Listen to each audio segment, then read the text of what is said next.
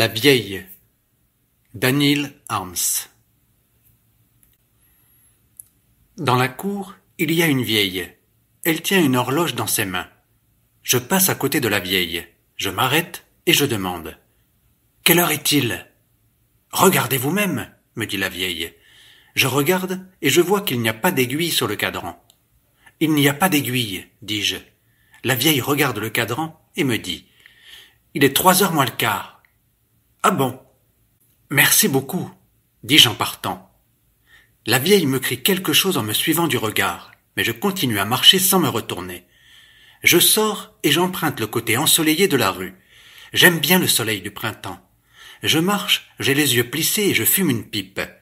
Au coin de la rue Sadovaya, je croise Sakerdon Mihailovitch. Nous nous disons bonjour. Nous nous arrêtons et discutons pendant un moment. J'en ai assez de rester dans la rue. Et j'invite Sakerdon Mihailovitch dans un restaurant de sous-sol.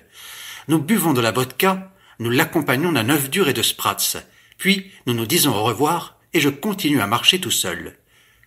Et tout à coup, je me rappelle que j'ai oublié d'éteindre le poêle électrique à la maison. Quel dommage! Je fais demi-tour et je vais à la maison.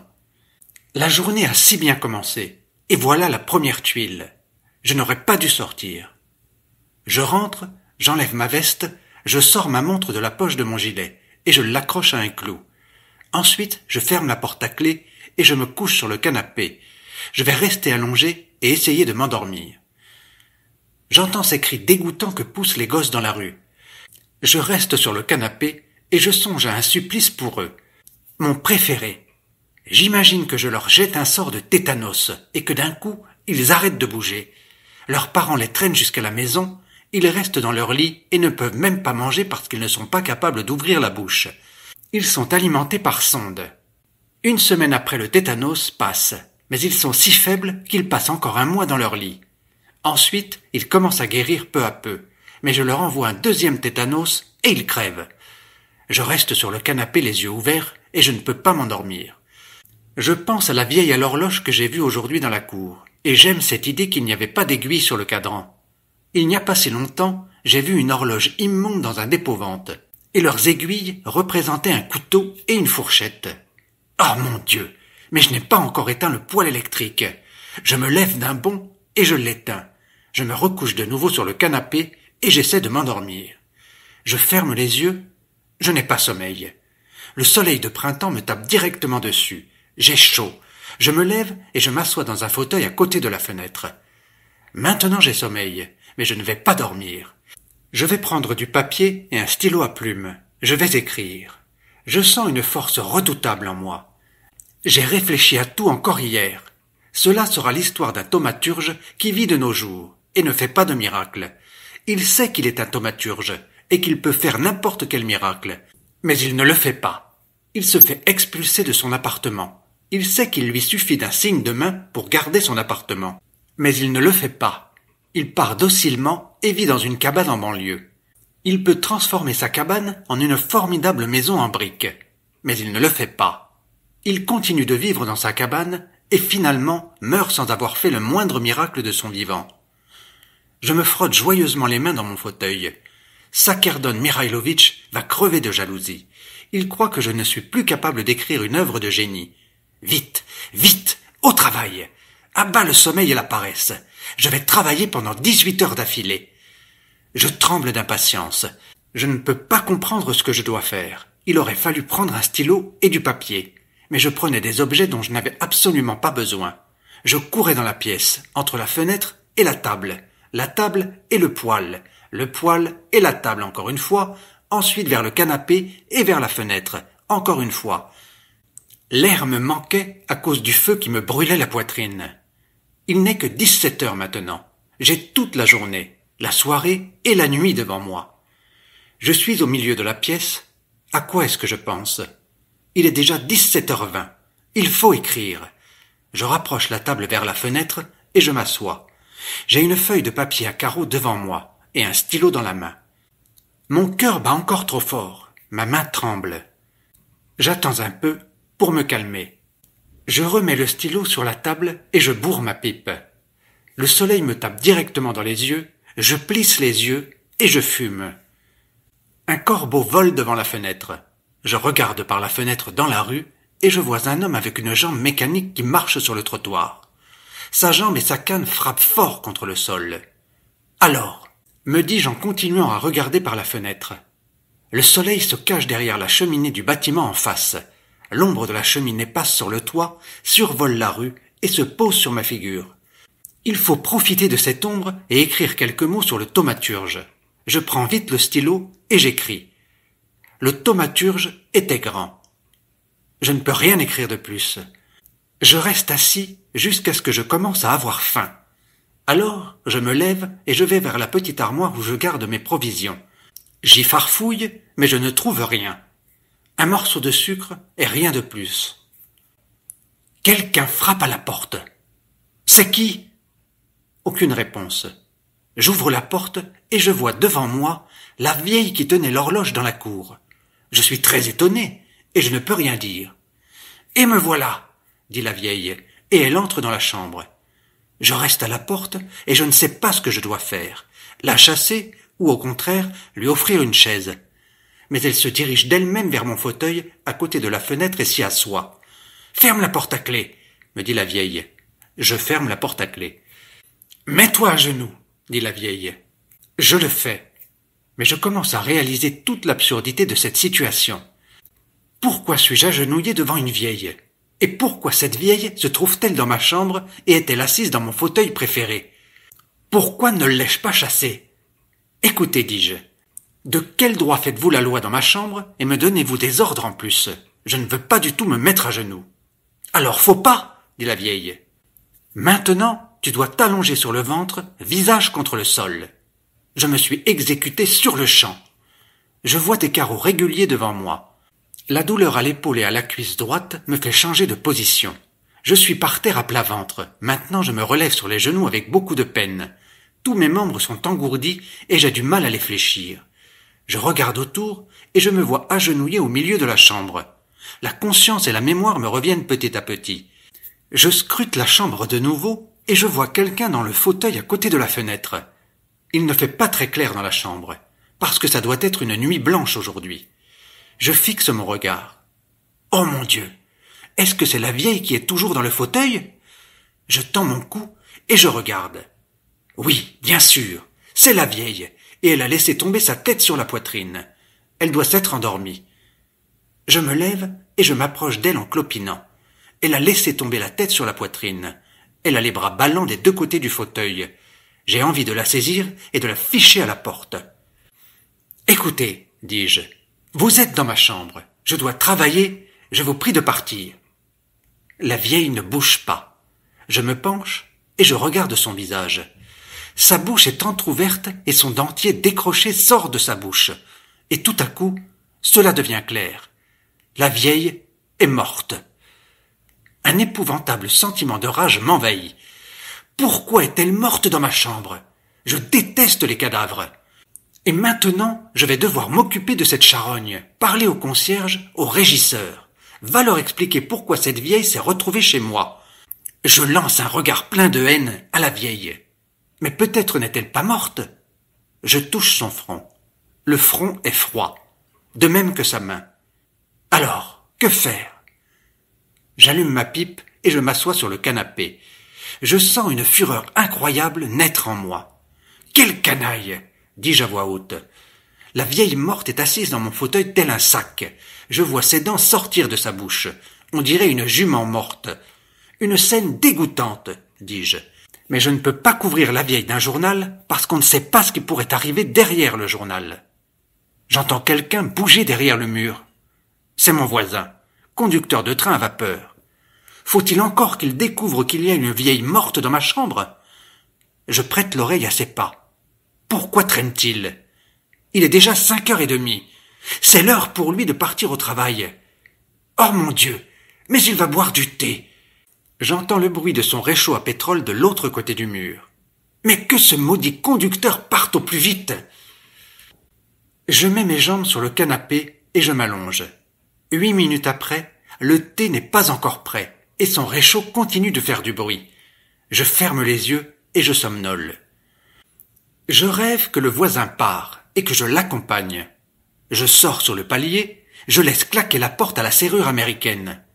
Je n'ai pas la clé sur moi, et je ne peux pas rentrer dans l'appartement. Il faut sonner à la porte et réveiller les autres habitants de l'appartement, et ce ne serait pas bien. Je reste sur le palier et je réfléchis à ce que je dois faire. Et d'un coup, je sens que je n'ai pas de bras. Je baisse la tête pour mieux voir si j'ai des bras ou non. Et je vois qu'au lieu de bras, j'ai un couteau de table d'un côté et une fourchette de l'autre. Et voilà, dis-je à Sakardon Mihailovitch qui pour une raison se trouve ici sur une chaise pliante. Voilà, vous voyez, lui dis-je, quelle sorte de bras j'ai. Mais Sakardon Mihailovitch ne dit rien, et je me rends compte que ce n'est pas le vrai Sakardon Mihailovitch, mais un Sakardon Mihailovitch en argile. À ce moment, je me réveille et je comprends tout de suite que je suis allongé sur le canapé et que dans ma chambre, il y a une vieille morte dans le fauteuil à côté de la fenêtre. Je tourne vite la tête vers elle, mais il n'y a pas de vieille dans le fauteuil. Je regarde le fauteuil vide et j'exulte d'une joie sauvage. Cela veut dire que tout cela n'était qu'un rêve. Mais quand est-ce qu'il a commencé? La vieille venue hier dans ma chambre, peut-être était-ce aussi un rêve. Je suis rentré hier à la maison parce que j'avais oublié d'éteindre le poêle électrique. Mais peut-être était-ce aussi déjà le même rêve. De toute façon, que c'est bon qu'il n'y ait pas de vieille morte dans ma chambre. Cela veut dire que je n'ai pas à aller chez le régisseur et à m'occuper du cadavre. Par contre, combien de temps ai-je dormi? J'ai consulté ma montre, 9h30, du matin je pense. Oh mon Dieu! Mais quel drôle de rêve peut-on faire parfois? J'ai posé les jambes à terre pour me lever. Et d'un coup, j'ai vu la vieille morte par terre derrière la table à côté du fauteuil. Elle était étendue sur le dos, une dent de son dentier qui était tombée de sa bouche était enfoncée dans sa narine. Ses mains sont repliées sous son corps et je ne pouvais pas les voir, et ses jambes osseuses vêtues de sales bas de laine blanche sortaient de sa jupe qui était retroussée. « Canaille !» ai-je crié en allant vers elle, et je lui ai donné un coup de botte dans le menton. J'ai envoyé son dentier dans un coin. Je voulais lui donner un autre coup de pied, mais j'ai eu peur de laisser les traces sur le corps. On pourrait penser que c'est moi qui l'ai tué. J'ai laissé la vieille, je me suis assis sur le canapé, et j'ai allumé ma pipe. J'ai passé ainsi 20 minutes. Désormais, il m'apparaissait clairement que de toute façon, cette affaire allait être donnée à la police criminelle, et que les andouilles de l'instruction allaient m'accuser du meurtre. Ça peut être grave, et ce coup de pied tombe très mal. Je me suis approché encore une fois de la vieille, je me suis penché et je me suis mis à examiner son visage. Il y avait une petite tache foncée sur le menton.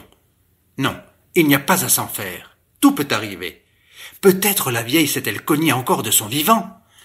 Je me calme un peu, et je commence à marcher dans la chambre tout en fumant ma pipe et en réfléchissant à la situation.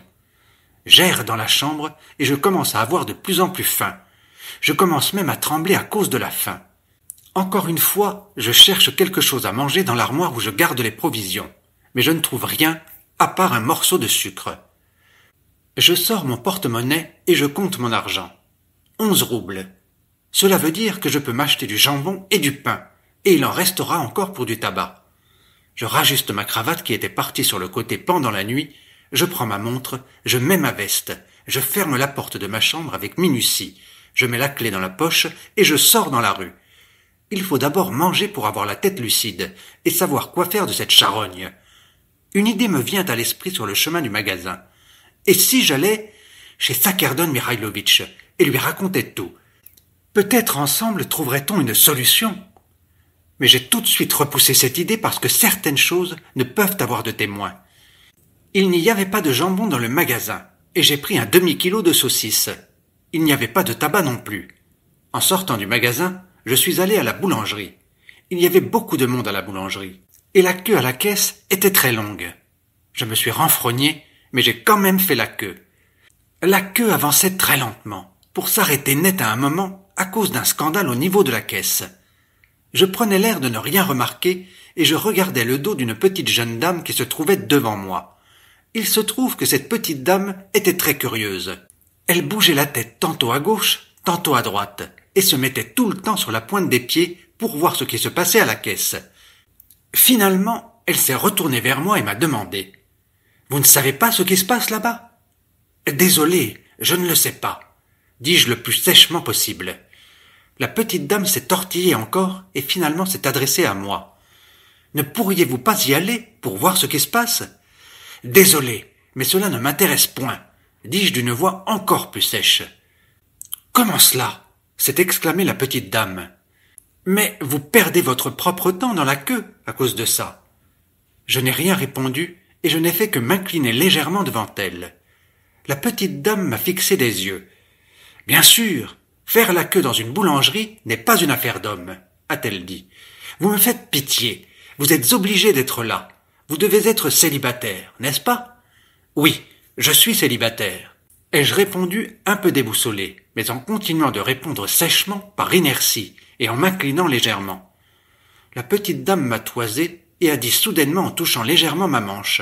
« Je vais acheter ce que vous voulez, et vous allez m'attendre dehors. » J'ai perdu pied. « Je vous remercie, » ai-je dit. « C'est très gentil de votre part, mais en fait, je peux le faire moi-même. »« Non, non, » a dit la petite dame. « Allez dehors. Qu'est-ce que vous vouliez acheter ?»« Vous voyez, » ai-je dit, « je voulais acheter un demi-kilo de pain complet, mais du pain moulé, je le préfère. »« C'est très bien, » dit la petite dame. « Et maintenant, allez, je vais acheter votre pain, vous réglerez après. » Elle m'a même légèrement poussé sous le coude. Je suis sorti de la boulangerie et j'ai commencé à l'attendre à même la porte. Le soleil de printemps me tape dans les yeux. J'allume ma pipe. Qu'elle est gentille, cette petite dame. C'est si rare de nos jours. Je ne bouge pas. Je plisse les yeux sous le soleil, je fume ma pipe et je pense à la gentille petite dame. Et d'ailleurs, elle a de jolis yeux marron clair. Qu'elle est mignonne. Vous fumez la pipe ? Entends-je quelqu'un me parler ? La gentille petite dame me donne le pain. Mille merci, dis-je en prenant le pain. Vous fumez la pipe ? J'aime ça, dit la gentille petite dame. Et la conversation suivante se passe entre nous. Elle. Donc, vous vous achetez du pain vous-même ? Moi. Pas que du pain, j'achète tout moi-même. Elle. Où est-ce que vous déjeunez ? Moi. Normalement, je cuisine moi-même. Parfois, je mange dans une brasserie. Elle. Vous aimez la bière ? Moi. Non, je préfère la vodka. Elle. Moi aussi, j'aime la vodka. Moi. Vous aimez la vodka ? Que c'est bien. Je voudrais bien prendre un verre avec vous un jour. Elle. Moi aussi, je voudrais boire de la vodka avec vous. Moi. Désolé, je peux vous poser une question ? Elle, rouge comme une pivoine. Bien sûr. Moi. D'accord, je vais le faire. Vous croyez en Dieu ? Elle, surprise. En Dieu ? Mais certes. Moi. Et si on allait acheter de la vodka maintenant ? Et ensuite, je vous invite chez moi. J'habite pas loin d'ici. Elle, joyeusement. Je suis d'accord. Moi. On y va alors. Nous entrons dans un magasin. J'achète un demi-litre de vodka. Je n'ai plus d'argent, que de la petite monnaie. Nous continuons à discuter de choses et d'autres, et tout à coup, je me souviens qu'il y a une vieille morte dans ma chambre, par terre. Je jette un coup d'œil sur ma nouvelle connaissance. Elle est à côté d'un étalage et étudie les pots de confiture. Je vais à pas de loup vers la porte et je sors du magasin. Et justement, il y a là un tramway qui s'arrête en face. Je monte vite dedans, sans même regarder le numéro. Je descends à la rue Mirailovskaya et je vais chez Sakerdon Mirailovitch. J'ai entre les mains une bouteille de vodka, des saucissons et du pain. C'est Sakerdon Mirailovitch qui m'ouvre la porte. Il portait un peignoir sans rien sur le corps, des bottes russes avec des tiges coupées et une outchanka en fourrure dont les oreilles étaient relevées et nouées au sommet. « Très ravi !» a dit Sakerdon Mirailovitch en me voyant. « Je ne vous dérange pas ?» ai-je demandé. « Non, non !» a dit Sakerdon Mirailovitch. « Je ne faisais rien, j'étais assis par terre. »« Vous voyez ?» ai-je dit à Sakerdon Mirailovitch. « J'ai de la vodka et de quoi manger. Si vous n'avez rien contre, je vous propose de trinquer. »« Très bien !» a dit Sakerdon Mirailovitch. « Entrez !» Nous sommes entrés dans sa chambre. J'ai ouvert la bouteille de vodka et Sakerdon Mirailovitch a mis 2 verres et une assiette avec de la viande bouillie sur la table. « J'ai des saucissons !» ai-je dit. « Alors comment va-t-on les manger ? Crus ou va-t-on les faire cuire ? » « Nous allons les mettre sur le feu !» a dit Sakerdon Mirailovitch. « Et nous allons accompagner la vodka de cette viande bouillie. C'est la viande de soupe, de la délicieuse viande bouillie. » Sakerdon Mirailovitch a mis une petite casserole sur le réchaud et nous nous sommes assis pour boire la vodka. « Boire de la vodka est bon pour la santé, a dit Sakerdon Mirailovitch en remplissant les verres. Metchnikov disait que la vodka était plus saine que le pain, et que le pain n'est que de la paille qui pourrit dans nos estomacs. À la vôtre, ai-je dit en trinquant avec Sakerdon Mirailovitch. Nous avons bu et mangé la viande bouillie. C'est bon, a dit Sakerdon Mirailovitch. Mais à ce moment, quelque chose a craqué dans la chambre. Qu'est-ce que c'est? Ai-je dit. Nous nous sommes tus, tendant l'oreille. Il y a eu un autre craquement tout à coup. Sakerdon Mirailovitch s'est levé d'un bond de sa chaise, a couru vers la fenêtre et a décroché le rideau. « Qu'est-ce que vous faites » ai-je crié. Sans me répondre, Sakerdon Mirailovitch s'est jeté vers le réchaud, a pris la casserole avec le rideau et l'a mise par terre. « Bon sang !» a dit Sakerdon Mirailovitch. « J'ai oublié de mettre de l'eau dans la casserole, et comme elle est en émail, l'émail a craqué. »« C'est clair !» ai-je dit en hochant la tête. Nous nous sommes rassis à table. « Bon, peu importe, a dit Sakerdon Mirailovitch. Nous allons les manger crus. J'ai une faim de loup, ai-je dit. Manger, a dit Sakerdon Mirailovitch en poussant l'assiette de saucisson vers moi. C'est hier que j'ai mangé pour la dernière fois, avec vous au restaurant, et depuis, je n'ai rien mangé, ai-je dit. Oui, a dit Sakerdon Mirailovitch. J'ai écrit pendant tout ce temps, ai-je dit. Parbleu, a crié Sakerdon Mirailovitch en exagérant. Cela fait plaisir de voir un génie. Ah, ben oui, ai-je dit. Vous avez gribouillé pas mal, j'imagine, a demandé Sakerdon Mirailovitch. Oui, ai-je dit. J'ai dépensé un tas de papier. Au génie de nos jours, a dit Sakerdon Mirailovitch en levant son verre. Nous avons bu. Sakerdon Mirailovitch mangeait de la viande bouillie et je mangeais du saucisson. Après en avoir mangé 4, j'ai allumé ma pipe et j'ai dit. Vous savez, je suis venu chez vous en fuyant une poursuite. Mais qui vous poursuivait? A demandé Sakerdon Mirailovitch. Une dame, ai-je dit. Mais comme Sakerdon Mirailovitch ne m'a rien demandé et n'a fait que verser de la vodka dans les verres sans rien dire, j'ai continué. J'ai fait sa connaissance à la boulangerie et je suis tombé amoureux tout de suite. Elle est belle? A demandé Sakerdon Mirailovitch. Oui, ai-je dit. Elle est à mon goût. Nous avons bu et j'ai continué. Elle a accepté d'aller chez moi et de boire de la vodka. Nous sommes allés au magasin, mais j'ai dû me tirer du magasin en douce. Vous n'avez pas eu assez d'argent? A demandé Sakerdon Mirailovitch. Non, j'avais juste la bonne somme, ai-je dit. Mais après je me suis rappelé que je ne pouvais pas la laisser entrer dans ma chambre. Alors, vous aviez une autre dame dans votre chambre? A demandé Sakerdon Mirailovitch. Oui, si vous voulez. Il y a une autre dame dans ma chambre, ai-je dit en souriant. Maintenant je ne peux laisser entrer personne dans ma chambre. Mariez-vous, vous m'inviterez au dîner, a dit Sakerdon Mirailovitch. Non, ai-je dit en pouffant de rire. Je ne vais pas épouser cette dame. Alors, mariez-vous avec celle de la boulangerie, a dit Sakerdon Mirailovitch. Mais pourquoi voulez-vous me marier, ai-je dit. Mais pourquoi pas, a dit Sakerdon Mirailovitch en remplissant les verres. À vos succès. Nous bûmes. Il était évident que la vodka commençait à faire son effet. Sakerdon Mirailovitch a enlevé son outchanka et l'a jeté sur le lit. Je me suis levé et j'ai fait un tour dans la chambre, sentant que la tête me tournait.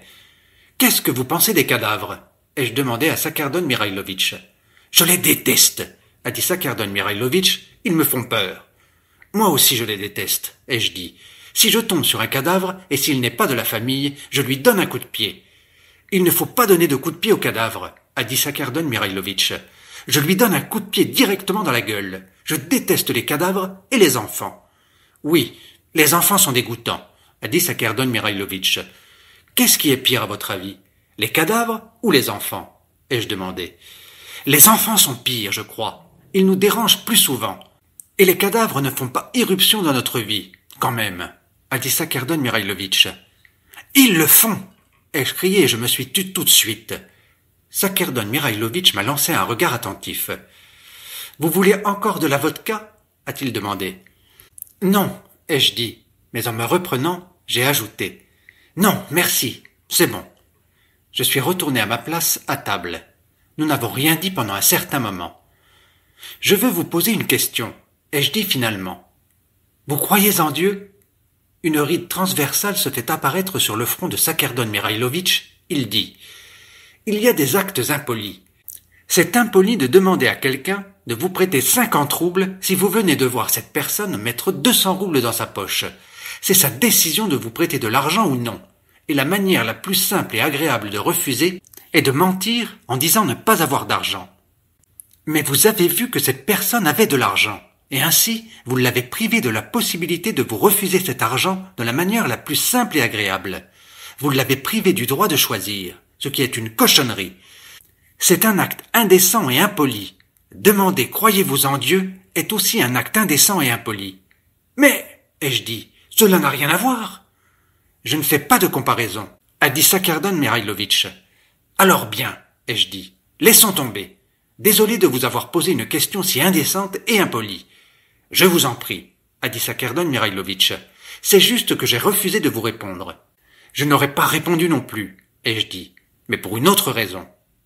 Quelle raison? A demandé mollement Sakerdon Mikhailovitch. Vous voyez, ai-je dit, à mon avis, il n'y a pas de gens croyants ou non croyants. Il n'y a que des gens qui veulent croire ou veulent ne pas croire. Cela veut dire que ceux qui veulent ne pas croire croient déjà en quelque chose, a dit Sakerdon Mikhailovitch, et que ceux qui veulent croire ne croient à rien déjà au départ. Peut-être oui, ai-je dit, je ne sais pas. Mais ils croient ou ne croient pas en quoi? En Dieu? A demandé Sakerdon Mikhailovitch. Non, ai-je dit, à l'immortalité. Mais pourquoi vous m'avez demandé si je croyais en Dieu? Juste parce que demander croyez-vous à l'immortalité est bête, ai-je dit à Sakerdon Mikhailovitch, et je me suis levé. Vous partez? M'a demandé Sakerdon Mikhailovitch. Oui, ai-je dit, je dois y aller. Et la vodka? A dit Sakerdon Mikhailovitch. Il ne reste qu'un verre pour chacun. Alors on finit, ai-je dit. Nous avons fini la vodka en l'accompagnant des restes de la viande bouillie. Et maintenant, je dois y aller, ai-je dit. Au revoir, a dit Sakerdon Mikhailovitch, en m'accompagnant en palier par la cuisine. Merci pour la collation. Merci à vous, ai-je dit. Au revoir. Et je m'en suis allé. Après être resté seul, Sakerdon Mikhailovitch a débarrassé la table, a jeté la bouteille de vodka vide sur l'armoire, a remis son outchanka de fourrure et s'est rassis par terre. Sakerdon Mikhailovitch a mis ses bras derrière le dos et ses bras n'étaient pas visibles. Ses jambes osseuses, chaussées de bottes russes avec des tiges coupées, sortaient de son peignoir qui s'était retroussé. Je marchais le long de la Nevski, perdu dans mes pensées. Il fallait aller tout de suite chez le régisseur et tout lui raconter. Quand j'en aurais fini avec la vieille, je passerais mes journées à côté de la boulangerie, jusqu'à ce que je revoie cette gentille petite dame. Quand même, je lui dois 48 kopecks pour le pain. J'ai un parfait prétexte pour la rechercher. J'étais toujours sous l'effet de la vodka, et il me semblait que tout allait être facile et simple à arranger. À la Fontanka, je suis allé à un kiosque, et j'ai acheté une grande chope de kvass de pain avec la monnaie qui me restait. Le kvass était mauvais et aigre, et j'ai poursuivi mon chemin avec un arrière-goût dégoûtant dans la bouche. À l'angle de la rue Litaïnaïa, un ivrogne m'a poussé en titubant. Heureusement que je n'avais pas de revolver, sinon je l'aurais tué sur le champ. Je crois que j'ai gardé une expression de rage jusqu'à la maison. En tout cas, presque tous les passants se retournaient pour me regarder. Je suis entré dans la régie d'habitation. Une fille blonde, borgne, naine, sale, avec un nez retroussé, assise sur une table, se tartouillait la bouche de rouge à lèvres en se regardant dans un miroir de poche. « Où est le régisseur ?» ai-je demandé. La fille continuait à se tartouiller les lèvres sans me répondre. « Où est le régisseur ?» ai-je répété d'une voix âpre. « Venez demain. Aujourd'hui il est absent. » a répondu cette fille blondasse, borgne, sale, avec un nez retroussé. Je suis ressorti. Un handicapé avec une jambe mécanique marchait sur le côté opposé de la rue, en faisant un grand bruit avec sa jambe et sa canne. 6 gosses le suivaient en imitant sa manière de marcher. Je suis entré chez moi et j'ai commencé à monter l'escalier. Je me suis arrêté au premier étage. Une idée rebutante m'a traversé l'esprit. La vieille a dû commencer à se décomposer. Je n'ai pas fermé les fenêtres et j'ai entendu dire que les cadavres se décomposent plus vite les fenêtres ouvertes. Mais que c'est ennuyeux! Et ce maudit régisseur ne sera là que demain. J'ai hésité un moment et j'ai continué à monter.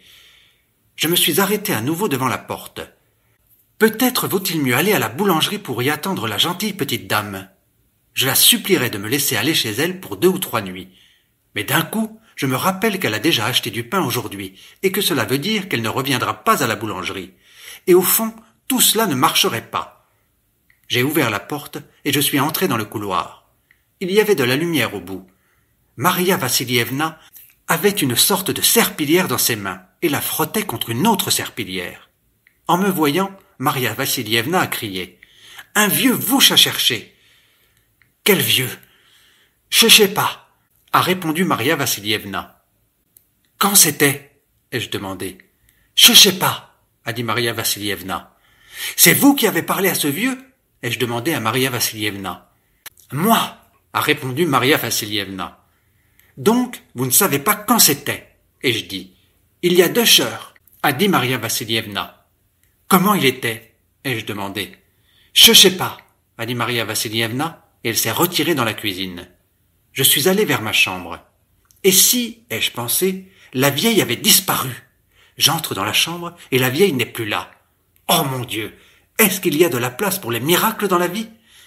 J'ai tourné la clé et j'ai poussé lentement la porte. Peut-être n'était-ce pas vrai, mais il m'a semblé qu'une odeur douceâtre d'un début de décomposition m'a soufflé en plein visage. J'ai passé la tête par la porte entr'ouverte et je me suis figé un instant. La vieille rampait à 4 pattes vers moi. J'ai claqué la porte en poussant un cri. J'ai tourné la clé et je me suis blotti contre le mur opposé. Maria Vassilievna est ressortie dans le couloir. « Vous m'avez appelé ?» a-t-elle demandé. Je tremblais tant que je n'ai rien pu répondre et que je n'ai fait que secouer la tête. Maria Vassilievna s'est rapprochée. « À qui vous savez parler ?» a-t-elle demandé. J'ai secoué la tête de nouveau. « Vous êtes fou ?» a dit Maria Vassilievna, et elle s'est retirée dans la cuisine en se retournant quelquefois. « Je ne peux pas rester ainsi, je ne peux pas rester ainsi, me disais-je. Cette phrase est venue d'elle-même dans ma tête. Je l'ai répétée jusqu'à ce qu'elle ait atteint ma conscience. Oui, je ne peux pas rester ainsi, me suis-je dit, mais tout paralysé, je n'ai pas bougé. Quelque chose de terrible s'était passé, mais il me restait à faire quelque chose, peut-être d'encore plus terrible que ce qui avait déjà eu lieu. Des idées tournaient en tourbillon dans ma tête, et je ne voyais que les yeux déments de la vieille morte qui rampait vers moi à 4 pattes. Entrer d'un saut dans la chambre et réduire son crâne en miettes, voilà ce que je dois faire. J'ai regardé autour de moi, et j'ai vu avec satisfaction un maillet de croquet qui traînait dans un coin du couloir depuis quelques années, sans que personne ne sache pourquoi. Attraper le maillet, entrer dans la chambre, et bam! Ma fièvre ne diminuait pas. Les épaules courbées à cause du froid intérieur, je ne bougeais pas. Mes pensées galopaient, s'enchevêtraient, revenaient au point de départ et reprenaient leur galop, gagnant de nouvelles régions, et je ne bougeais pas, et j'écoutais mes pensées, comme si j'étais un peu à l'écart d'elles, comme si je ne les contrôlais pas. Les cadavres, m'expliquaient mes propres pensées, sont une gente peu fiable. On dit qu'ils reposent en paix, mais ce sont des forcenés. Il faut veiller tout le temps sur eux. Allez demander à n'importe quel gardien de morgue. À votre avis, qu'est-ce qu'il garde? Il n'a qu'une chose à faire. Veiller à ce que les cadavres ne prennent leurs jambes à leur cou. Il arrive dans ce domaine des anecdotes curieuses. Une fois, pendant que le garde se lavait au bain en exécutant l'ordre de sa direction, un cadavre s'est sauvé de la morgue, a rampé jusqu'au désinfectoire et y a bouffé un tas de draps. Ce cadavre s'est fait assaisonner par les désinfecteurs, mais ils ont quand même été obligés de rembourser les draps abîmés de leur propre poche. Et un autre encore a rampé à la maternité et a tellement effrayé les parturiantes que l'une d'elles a aussitôt fait une fausse couche, et le cadavre s'est jeté sur le fœtus avorté pour s'en empiffrer. Et quand une brave infirmière lui a donné un coup de tabouret sur le dos, il lui a mordu la jambe et l'infirmière est morte peu de temps après, suite à la contamination par le poison cadavérique. Oui, les cadavres sont une gente peu fiable, et il faut faire gaffe. « Stop !» ai-je dit à mes propres pensées. « Vous déraillez, les cadavres sont inertes. »« D'accord !» m'ont dit mes propres pensées. « Dans ce cas-là, entre dans ta chambre où se trouve, comme tu le dis, un cadavre inerte. » Tout à coup, je me suis senti étonnamment décidé. « Eh bien, j'entrerai !» ai-je dit à mes propres pensées, bien décidé à le faire. « Vas-y !» m'ont dit mes propres pensées. Ce ton moqueur a fini par complètement m'agacer. J'ai attrapé le maillet de croquet et je me suis lancé vers ma chambre. « Attends !» m'ont crié mes propres pensées, mais j'avais déjà tourné la clé et ouvert la porte. La vieille traînait au niveau de la porte, le nez enfoncé dans le sol. Le maillet de croquet levé, j'étais aux aguets. La vieille ne bougeait pas. Je ne tremblais plus, et mes pensées étaient claires et lucides. Je les contrôlais.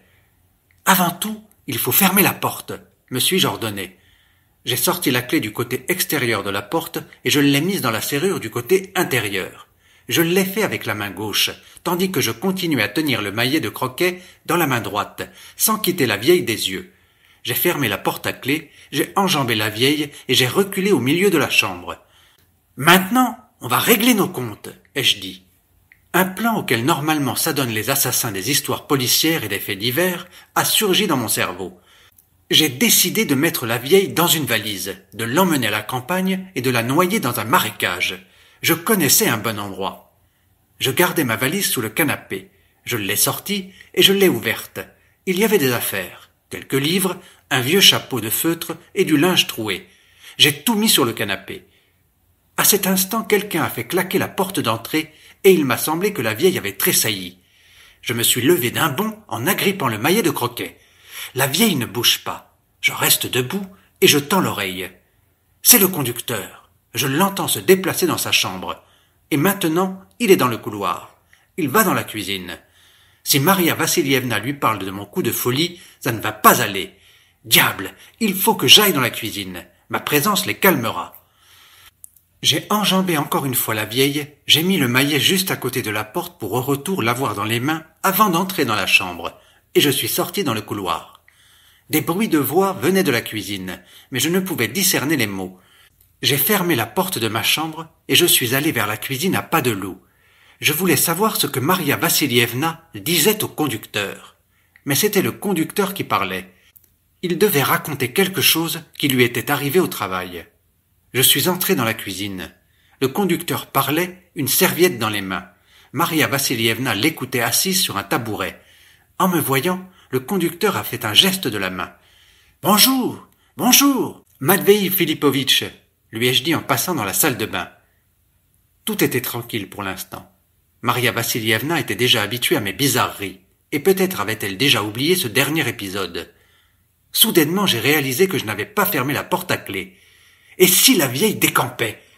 Je me suis rué vers ma chambre, mais je me suis repris à temps, et pour ne pas faire peur aux autres, j'ai traversé la cuisine d'un pas calme. Maria Vassilievna tapait du doigt sur la table de la cuisine et disait au conducteur « C'est chouette, c'est chouette, j'aurais aussi sifflé. » Le cœur palpitant, je suis passé dans le couloir et j'ai presque couru vers ma chambre. Tout paraissait calme du dehors. Je me suis rapproché de la porte, je l'ai entrebâillée et j'ai passé la tête dans la chambre. La vieille était toujours à la même place, le nez enfoncé dans le sol. Le maillet de croquet était toujours à la même place à côté de la porte. Je l'ai pris, je suis entré dans la chambre et j'ai fermé la porte à clé. Oui, décidément, ça sentait le cadavre dans ma chambre. J'ai enjambé la vieille, je me suis rapproché de la fenêtre et je me suis assis dans le fauteuil. Pourvu que je ne fasse pas un malaise à cause de cette odeur. Pour l'instant très légère, mais quand même insupportable. J'ai allumé ma pipe. J'avais la nausée et un peu mal au ventre. Pourquoi ne fais-je rien? Il faut agir au plus vite avant que cette vieille ne pourrisse définitivement. Mais en tout cas, je dois être précautionneux quand je vais l'enfourner dans la valise, parce que c'est à ce moment qu'elle peut me charcuter un doigt. Mourir de l'intoxication par le poison cadavérique? Ah, non merci. Ah, me suis-je exclamé tout à coup. Je me demande, avec quoi voulez-vous me mordre? Où sont vos jolies petites dents? Je me suis retourné dans le fauteuil pour voir le coin de l'autre côté de la fenêtre, où, selon mes calculs, devait se trouver le dentier de la vieille. Mais il n'était pas là. Je me suis dit, peut-être la vieille morte rampait-elle dans la chambre parce qu'elle cherchait son dentier. Peut-être même l'a-t-elle trouvé et remis en place. J'ai pris le maillet de croquet et j'ai regardé dans le coin. Non, le dentier a bien disparu. Alors, j'ai sorti un drap de la commode et je suis revenu vers la vieille. Je tenais le maillet dans la main droite, prête à taper. J'avais le drap dans la main gauche. Cette vieille morte provoquait en moi la peur et la répugnance. J'ai soulevé sa tête avec le maillet, elle avait la bouche ouverte. Je ne voyais que le blanc de ses yeux et une tache foncée énorme qui lui couvrait tout le menton. Je lui ai regardé dans la bouche. Non, elle n'avait pas trouvé son dentier. J'ai relâché sa tête, la tête a heurté le sol en retombant. Alors, j'ai étendu le drap par terre et je l'ai rapproché de la vieille. Ensuite, avec ma jambe et le maillet de croquet, je l'ai retourné par le côté gauche sur le dos. Maintenant, elle était sur le drap. Ses jambes étaient pliées, ses poings resserrés contre les épaules. On aurait dit que c'était une chatte qui s'était posée sur le dos, prête à se défendre contre un aigle qui l'attaquait. « Mais vite! Il faut que je me libère de cette charogne !» J'ai enroulé la vieille dans le drap et je l'ai prise dans mes bras. Elle était plus légère que je ne pensais. Je l'ai mise dans la valise et j'ai essayé de la fermer. Je m'attendais à toutes sortes de difficultés, mais j'ai pu la fermer sans aucun problème. J'ai fait claquer la serrure et me suis redressé. Et voilà, j'ai la valise devant moi. On croirait que c'est une valise normale, comme s'il n'y avait à l'intérieur que des vêtements et des livres. J'ai saisi la poignée et je l'ai soulevée. Oui, elle était lourde, mais pas outre mesure. Je serais capable de la porter jusqu'au tramway. J'ai consulté ma montre, 17h20. C'est bien. Je me suis assis dans le fauteuil pour souffler un peu et fumer une pipe. Les saucissons que j'ai mangés aujourd'hui devaient être vraiment mauvais car mon mal de ventre devenait de plus en plus atroce. Peut-être est-ce parce que je les ai mangés crus, ou peut-être mon mal au ventre était-il purement psychologique. Je reste dans le fauteuil, je fume, et les minutes filent. Le soleil de printemps tape dans les vitres. Je plisse les yeux sous ses rayons, le soleil se cache derrière la cheminée du bâtiment en face. L'ombre de la cheminée passe sur le toit, survole la rue et se pose sur ma figure. Je me souviens que j'écrivais mon roman hier à cette heure-ci. Le voilà, le papier à carreaux et les mots écrits en lettres serrées. Le thaumaturge était grand. J'ai regardé par la fenêtre, un handicapé avec une jambe mécanique marchait dans la rue en faisant un grand bruit. Deux ouvriers et une vieille se moquaient de sa drôle de manière de marcher, en se tordant de rire. Je me suis levé. Il est temps de partir. Il est temps d'amener la vieille au marécage. Et il me faut encore emprunter de l'argent au conducteur. Je suis sorti dans le couloir et je me suis approché de sa porte. « Matvei Filipovitch, vous êtes chez vous ?» ai-je demandé. « Oui, » a répondu le conducteur. « Alors, je suis désolé, Matvei Filipovitch, mais vous n'avez pas d'argent ? J'aurai ma paye après-demain. Ne pourriez-vous pas me prêter 30 roubles ? »« Je pourrais, » a dit le conducteur, et j'ai entendu ses clés tinter alors qu'il ouvrait un tiroir. Après, il a ouvert la porte et m'a tendu un billet rouge de 30 roubles. « Grand merci, Matvei Filipovitch, » ai-je dit. « De rien, a dit le conducteur. J'ai mis l'argent dans ma poche et je suis revenu dans ma chambre. La valise se trouvait au même endroit. « Maintenant je sors, sans tarder, » me suis-je dit. J'ai pris la valise et je suis sorti de la chambre. Maria Vassilievna m'a vu avec la valise et s'est exclamée. « Où allez-vous ?»« Chez ma tante, » ai-je dit. « Vous allez revenir bientôt ?» a demandé Maria Vassilievna. « Oui, » ai-je dit. « Il faut juste que je ramène des vêtements à ma tante. Je vais revenir aujourd'hui même peut-être. » Je suis sorti dans la rue. Je suis arrivé à l'arrêt de tramway sans encombre, en portant la valise tantôt de la main droite, tantôt de la main gauche. Je suis monté à la première porte du tramway et j'ai fait signe à la contrôleuse pour qu'elle vienne chercher l'argent pour mon ticket et le bagage. Je ne voulais pas faire passer le billet de 30 roubles à travers toute la voiture et je n'osais pas laisser la valise pour aller vers la contrôleuse. La contrôleuse est venue vers moi et m'a dit qu'elle n'avait pas de monnaie. J'ai dû descendre à l'arrêt suivant. Excédé, j'attendais un autre tram. J'avais mal au ventre et mes jambes tremblaient légèrement. Et tout à coup, j'ai vu la gentille petite dame. Elle traversait la route sans regarder dans ma direction. J'ai saisi la valise et je me suis lancé à sa poursuite. Je ne connaissais pas son nom et je ne pouvais pas l'appeler par son prénom. La valise me gênait terriblement. Je la tenais des deux mains et je la poussais vers l'avant avec les genoux et le ventre. La gentille petite dame marchait assez vite et je sentais que je ne pourrais pas la rattraper. J'étais ruisselant de sueur et je m'échinais. La gentille petite dame a tourné dans une ruelle. Quand je suis arrivé à l'angle de la ruelle, elle n'était plus là. « Maudite vieille !» ai-je sifflé en jetant la valise à terre. Les manches de ma veste étaient toutes trempées de sueur et me collaient au bras. Deux gosses se sont plantés en face de moi et se sont mis à me dévisager. J'ai donné une expression calme à mon visage et j'ai regardé un passage voisin, comme si j'attendais quelqu'un. Les garçons se sont murmurés quelque chose méchamment l'un à l'autre en me montrant du doigt. Une rage folle m'étouffait. Ah, que je voudrais leur envoyer le tétanos! Et voilà, à cause de ces gosses crasseux, je dois me lever. Je soulève la valise. Avec la valise, je m'approche du passage et j'y regarde. Je fais un visage étonné. Je sors ma montre et je hausse les épaules. Les gosses m'observent de loin. Encore une fois, Je hausse les épaules et je regarde dans le passage. Bizarre, dis-je à voix haute. Je prends la valise et je la porte vers un arrêt de tram. Je suis arrivé à la gare à 19h moins 5. Je prends un aller-retour pour Lycinos et je monte dans le train. Dans la voiture, il y a 2 passagers à part moi. L'un, de toute évidence, est un ouvrier. Il est fatigué et il dort, sa casquette sur les yeux. L'autre est un jeune homme habillé en snob campagnard. Il a une chemise traditionnelle rose qui dépasse de la veste et une mèche bouclée qui dépasse du képi.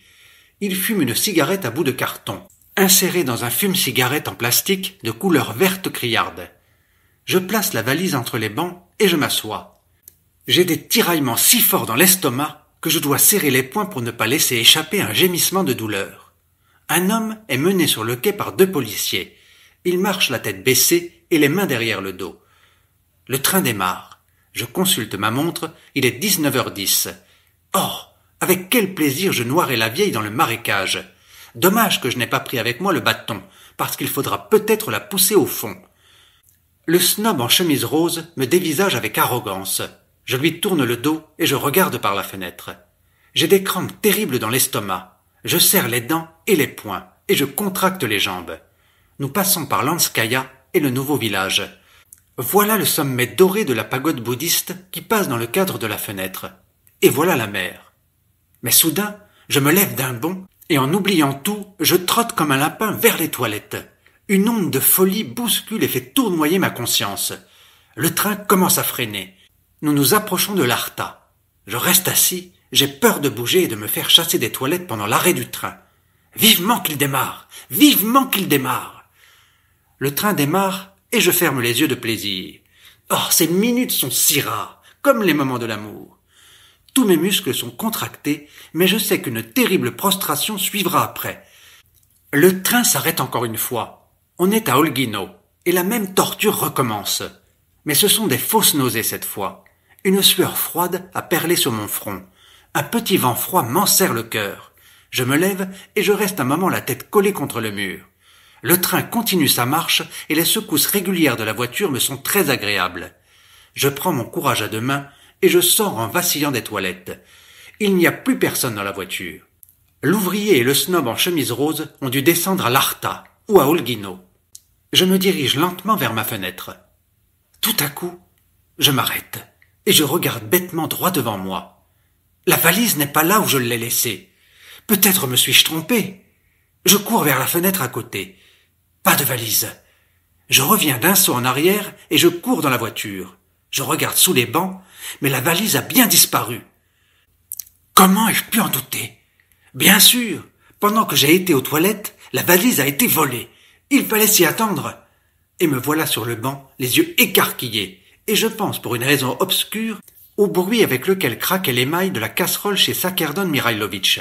« Qu'est-ce qui s'est passé ?» me demandai-je. « Qui va croire maintenant que je n'ai pas tué la vieille?